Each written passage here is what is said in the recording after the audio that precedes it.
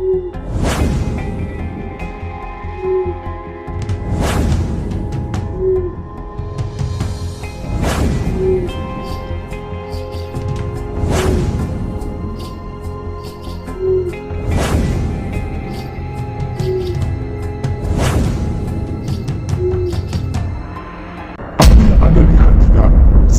benar, hanya mereka yang mengalaminya sahaja yang tahu cerita sebenarnya. Anggaplah ia sekadar hiburan.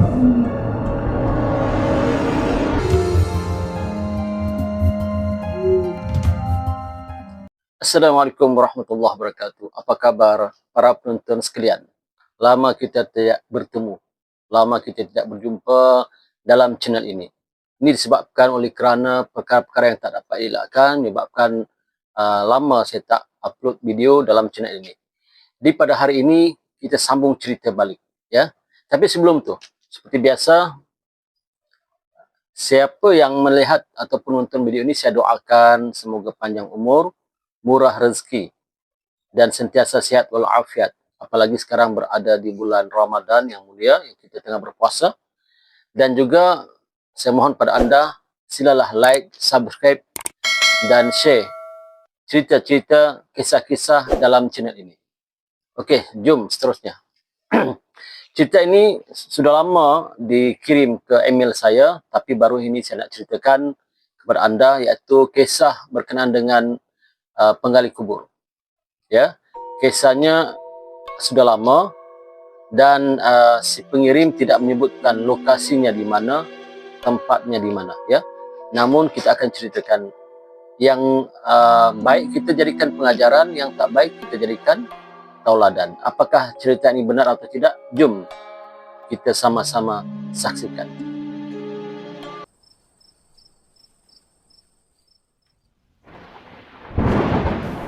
أعوذ بالله من الشيطان الرجيم وقل ربي أعوذ بك من همذات الشياطين وأعوذ بك ربي أن يحضرون.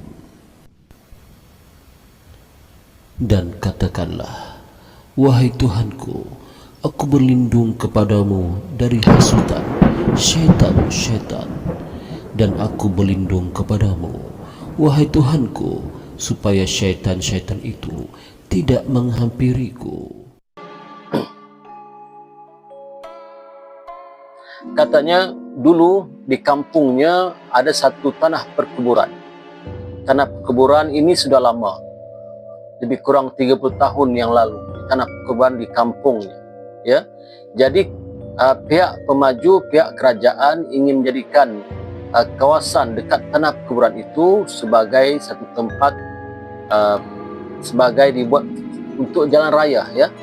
Untuk kata orang, untuk tempat itu dijadikan sebagai tempat jalan untuk memudahkan orang-orang kampung, kerana jalan yang sedia ada sudah tak mencukupi.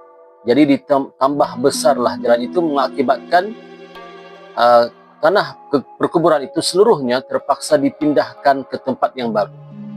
Ya, tanah perkuburan itu semuanya terpaksa dipindahkan ke tempat yang baru yang lebih baik, kerana kawasan itu dijadikan jalan raya, ya, yang besar. Ini untuk memudahkan penduduk-penduduk di kampung tersebut.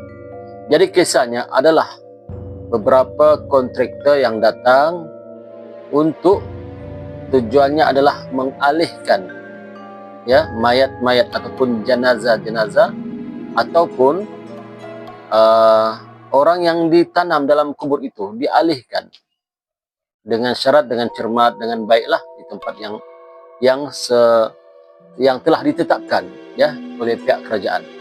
Maka adalah beberapa orang lelaki yang telah mengambil amanah untuk apa? Untuk mengalihkan tanah kuburan ini.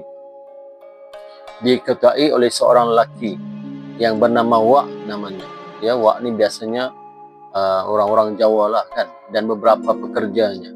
Lebih kurang 10 orang ditugaskan untuk menggalihkan tanah perkuburan itu, mayat-mayat itu dialihkan ke tempat lain dengan baik, ya. Maka pendek cerita, digalilah satu persatu mayat-mayat yang ada dalam tanah perkuburan itu.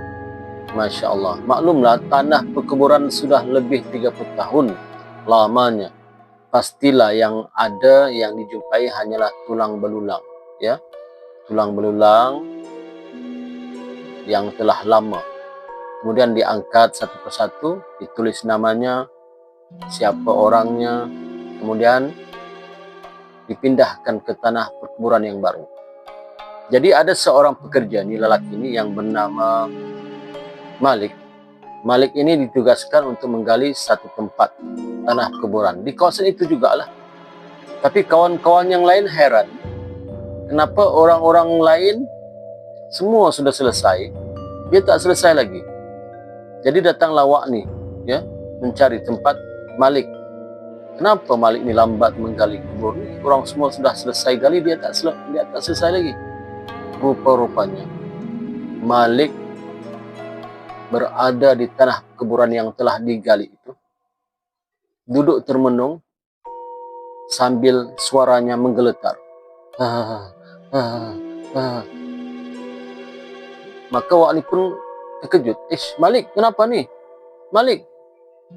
Diangkatlah Malik oleh Wak dan rakan-rakan Wak, pekerja-pekerja Wak tu keluar. Kemudian diberi air minum. Kata Wak, Malik, cuba ceritakan. Kenapa? Kenapa ni? Apa hal ni? Maka Malik pun dalam suaranya yang menggetar-getar itu, bos, kenapa? Ceritalah. Tenang. Bos, tempat yang saya gali itu, bos. Ceritalah, kata Wak. Cerita? Bos, tempat yang saya disuruh gali itu, bos. Cerita. Tersekat-sekat suara Malik. Kenapa? Belum sempat Malik menceritakan, kawan-kawan Malik yang lain pun terus Wak perintahkan untuk pergi ke sana, melihat apa yang berlaku. Sampai ke tanah kuburan itu, kawan-kawan Malik, pekerja-pekerja Wak ni, melihat tak ada apa-apa pun. Tanah kuburan itu masih biasa. Bahkan tulang belulang jenazah ataupun mayat itu tak dijumpai lagi, tak kelihatan lagi. Bermakna penggalian tak dalam. Patah baliklah pekerja itu. Katanya, bos, tak ada apa-apa pun nampak. Tanah kuburan itu tak dalam lagi digali, bos. Tak nampak lagi kesan-kesan ataupun tulang-tulang jenazah, tak ada. Lantas Wak suruh lagi Malik bercerita. Malik, ceritakanlah. Dengan tangan Wak ni menyapu-nyapu belakang Malik. Maka Malik pun bercerita dalam keadaan suaranya terketar-ketar. Kita, bos, sambil memandang muka bosnya, memandang wajah rakan-rakan yang lain tu, dia kata, tadi saya ada gali semua tu. Saya ada gali sampai ke tempat mayat itu, bos. Tapi bila saya gali, yang saya nampak cuma rambut yang banyak, rambut yang panjang yang banyak di jenazah itu. Tak nampak tulangnya, bos. Rambut saja saya nampak. Sekat rambut. Kemudian saya pun terkejut. Saya nak keluar daripada tanah perkuburan itu, tiba-tiba tanah yang saya dah gali itu, bos, tertimbus kembali. Itu sebab kamu tak nampak, kata Malik. Masya Allah, kata Wak. Itulah kan aku dah beritahu. Lain kali, kalau datang ke tempat penggalian kubur, jangan seorang-seorang, bawalah kawan-kawan yang lain. Kamu juga degil kan, Malik? Kamu kata kamu kuat, kamu tegaplah, kamu hero lah. Kan saya kata bawa kawan, supaya kurang-kurangnya ada apa-apa, kawan kamu boleh bantu. Tak diam Malik. Memang betul.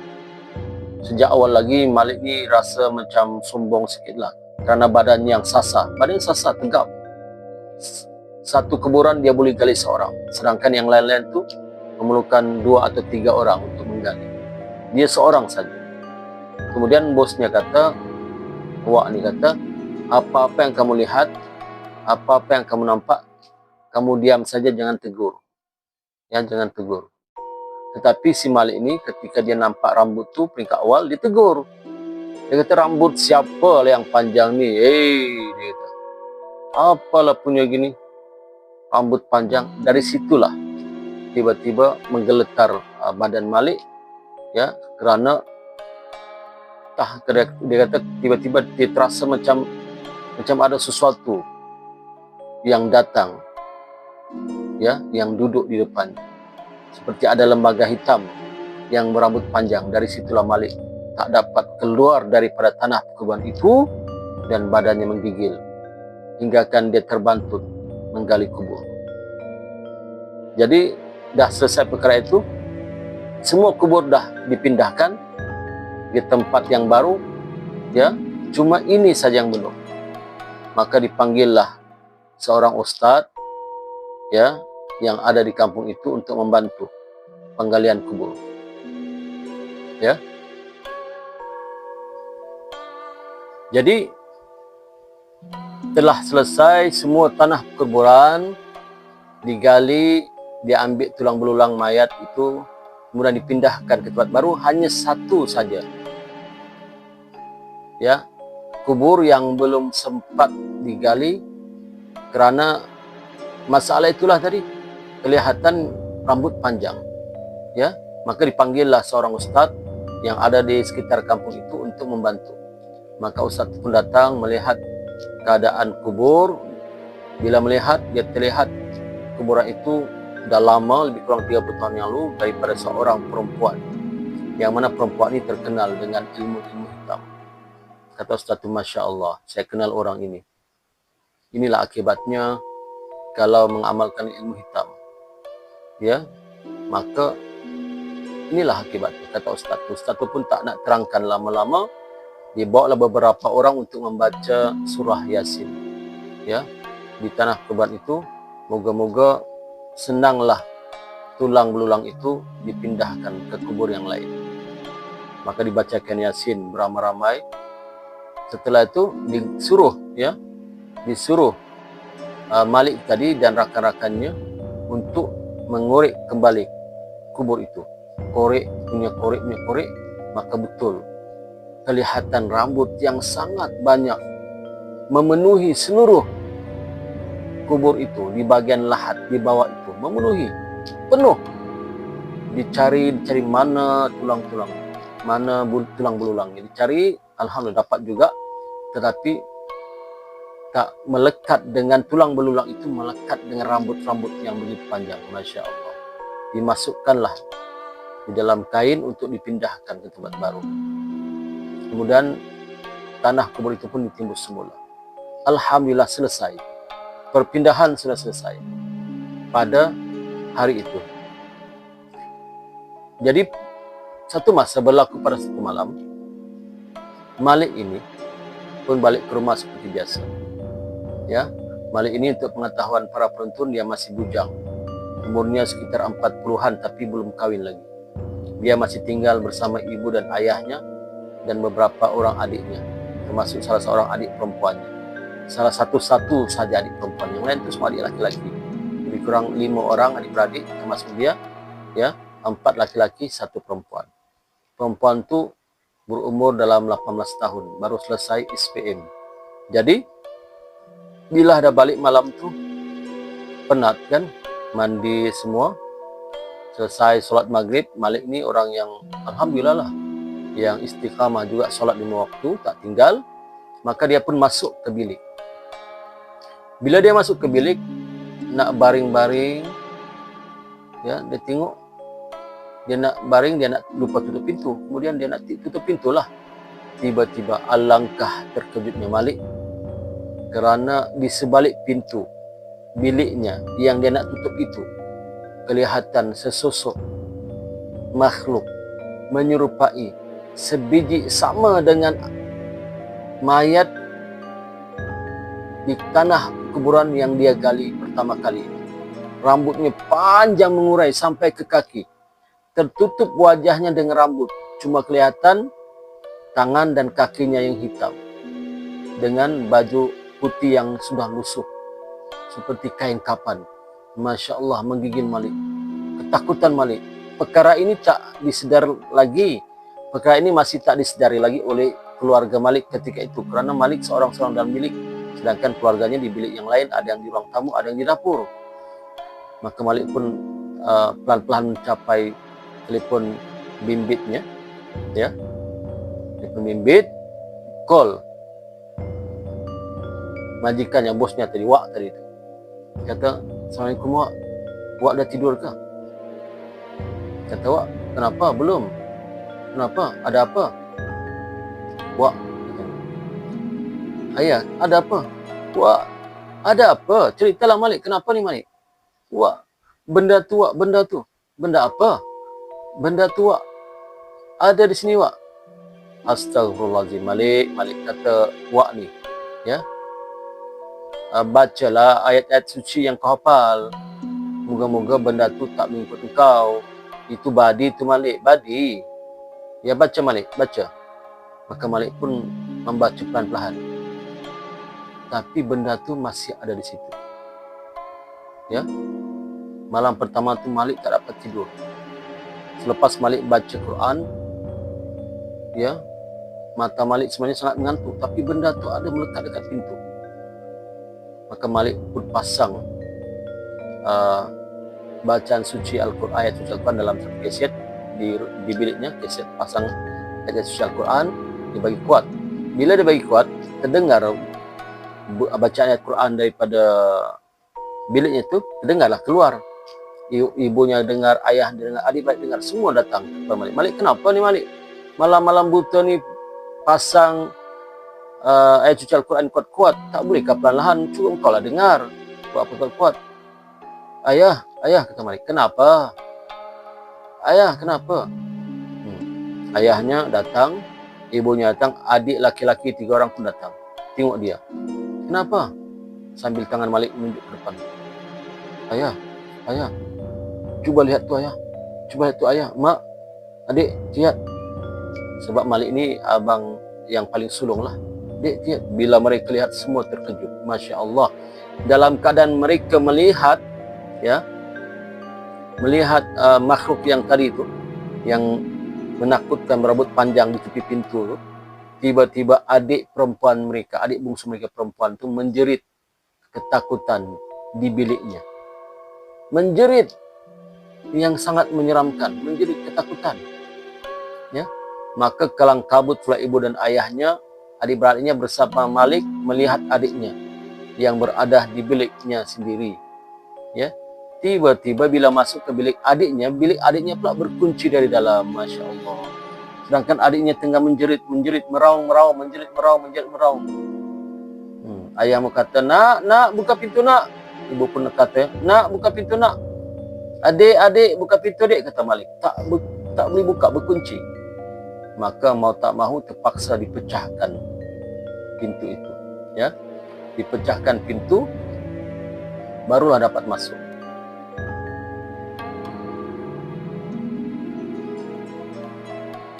Maka pintu itu terpaksa dipecahkan.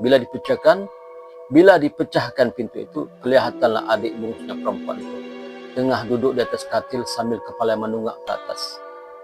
Kemudian dalam keadaan mengerang seperti dicekik. Nak, kata ayah dan ibunya. Nak, adik, kata abang. Kenapa ni? Sangat menyeramkan. Suaranya sangat menyeramkan. Kepalanya mendongak ke atas, melihat sesuatu di atas yang mana ahli keluarga Malik tak nampak. Ya, seperti sedang dicekik. Suara itu seperti orang yang sedang lehernya kena cekik. Maka kata ayahnya, Malik pergi panggil ustaz yang semalam itu. Dipanggillah ustaz. Selang beberapa minit kemudian datanglah ustaz melihat. Kata ustaz itu, Assalamualaikum, dari pintu. Waalaikumsalam, dijawab oleh keluarga Malik. Masya Allah, kata ustaz tu, benda tu mengikut engkau Malik. Benda itu mengikut engkau Malik. Ya, ikut pulang dengan engkau. Apakah engkau ada ambil apa-apa daripada makhluk ini? Apakah engkau ada ambil sesuatu? Kata Malik, ustaz, sebenarnya saya tak ambil apa-apa. Cuma ada terjumpa sebiji guli warna seperti kristal guli. Itu saya ambil, saya kutip. Saya ingatkan ini guli biasa, saya letaklah dalam baju saya. Mana baju engkau? Itu bergantung dekat pintu tu. Masya Allah. Itu sebablah kata Ustaz, benda itu mengikut engkau Malik. Sepatutnya engkau jangan ambil apa-apa pun dalam tanah kuburan itu, jangan ambil. Kerana itu adalah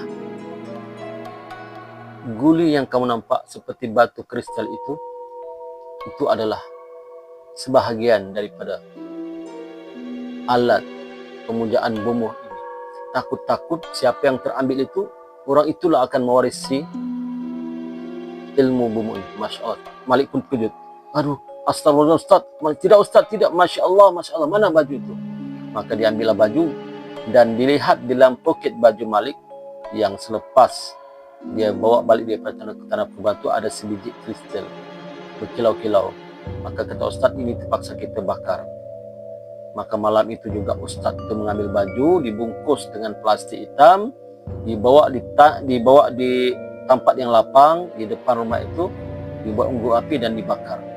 Ketika dibakar saja baju Malik yang dalam tu ada seperti kristal meletup, boom, macam ada bom, padahal itu bukan bom, meletup kemudian mengeluarkan percikan seperti bunga api yang banyak. Masya Allah, kata Ustaz, inilah.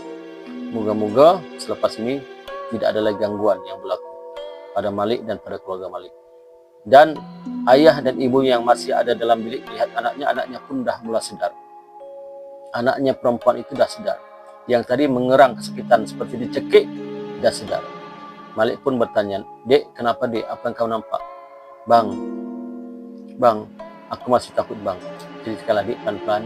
Aku nampak bang di atas siling bang, di atas bilik ini, di bilik saya ni bang, ada seorang perempuan tua yang melekat di atas siling adik ini, siling bilik adik ini, dalam keadaan rambutnya sangat panjang dan rambut itu bang masuk ke mulut aku bang. Itu aku tak boleh bercakap bang. Aku mendongak mulut rambut yang panjang tu bang masuk ke mulut aku bang, kata adiknya sambil menangis. Ustaz pun masih ada di situ. Ustaz pun bacalah air penawar masuk dalam air, kemudian suruh minum pada adiknya dan semua keluarganya. Kata Ustaz, mulai saat ini kalau boleh kamu sekeluarga ya taatlah kepada Allah, jangan tinggalkan salat, banyak-banyak baca Quran. Ya, semoga kamu sekeluarga terhindar dari pergangguan. Saya dah pagar rumah ini, kata Ustaz. Saya dah pagar rumah ini, alhamdulillah, moga-moga dengan izin Allah tidak ada gangguan-gangguan yang datang. Ya, kata Ustaz. Maka ayah Malik, ibu Malik dan keluarga Malik semua mengucapkan terima kasih banyak-banyak kepada Ustaz. Maka itulah kisah terakhir daripada email yang dikirimkan ya oleh sahabat kita ini yang bernama Hasan. Ya, terima kasih kepada Hasan. Sekiranya Hasan mendengar cerita ini, saya ucapkan terima kasih. Ya, jadi cerita ini sama ada ia benar atau tidak, hanya orang yang mengalami saja yang tahu. Apa yang baik kita jadikan tauladan, yang tak baik kita jadikan sempadan. Ya, tapi jangan lupa like, subscribe dan share cerita ini untuk kepada rakan-rakan anda. Sekian, berjumpa lagi dalam siri akan datang. Assalamualaikum warahmatullahi wabarakatuh.